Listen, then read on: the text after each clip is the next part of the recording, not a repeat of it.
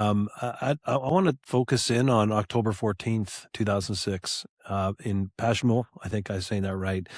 Afghanistan, you commanded the battle group that day. And Private Jess LaRochelle was at an observation post when it came under fire. He was severely wounded. He held the post. He protected his platoon. And you were there. You watched it happen. He was awarded the Star of Military Valor, Canada's second highest decoration for bravery in combat. And you've said publicly and repeatedly that Jess LaRochelle deserves the Victoria Cross. And the government has not agreed.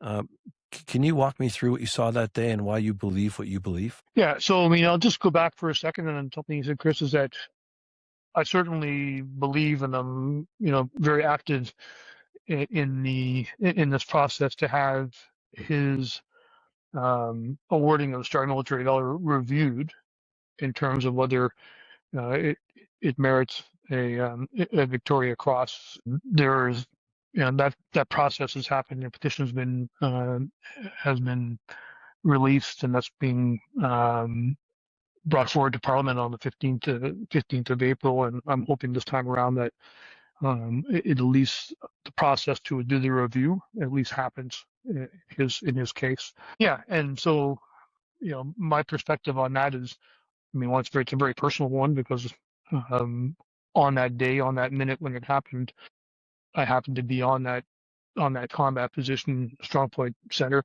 When it happened, just conducting normal, what we call battlefield circulation, talking to the troops, checking positions, talking to commanders, sharing intelligence, talking about the next things that we're about to do in terms of operations. When just as we were leaving that position, it came under attack from a volley of small arms and rocket propelled grenades. And in with all that happening and having known right away based on the radio traffic that we had casualties, did know the extent at the time that there were 2 soldiers also killed. But I was in a perspective that, from 2 perspectives, one, watching that young soldier, despite being seriously wounded, still professionalism and the courage of arming rockets, firing those rockets into the center of mass of the Taliban, and breaking that attack, then going on to his machine gun while still being wounded, and firing thousands of rounds of machine gun rounds to continue to support his platoon, all the while me ordering my 4 lads, and as part of my tactical headquarters, to conduct a counterattack to support the platoon. As well. In that particular case, and sadly now, and I hold myself completely responsible for this, as I do for everything that ever happened to any of my soldiers during that operations, is that it was so early, I think, in the war that we just never had this is a bit of a weak excuse, but never had a really good benchmark, I don't think, at that time, in terms of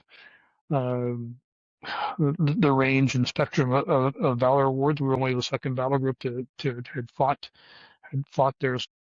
Certainly, hindsight being 2020, when I look back at it, certainly there's senior leadership at the time that I'm not going to get into, also agreed that if you look at Jess LaRochelle's citation and you compare that to DC citations, it's enormously, there's a lot of commonality in all those ingredients of, for typical ones, not all of them, but this ingredients of, soldier or officer wounded, other soldiers killed, despite the wounds, holding his ground, continuing to fight and hold off the enemy, and no doubt save other Canadian soldiers from being killed or wounded. So all those ingredients are in there, which is why I think a review is definitely in order. And if we compare it to our major allies, U.S., the fact that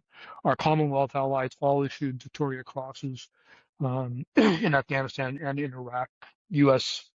There's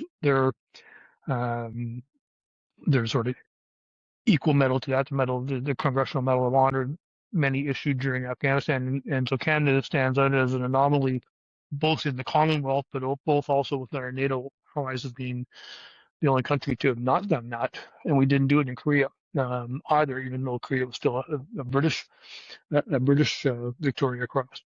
So that tells me that there's no way, if you look at all of the soldiers who've been awarded valor decorations in Afghanistan, that not one would merit a Victoria Cross or the equivalent to what our other allies had. So I'm just hopeful now that with this new petition and then this new tabling in Parliament, that at least the review process will have gone forward and try to rectify that.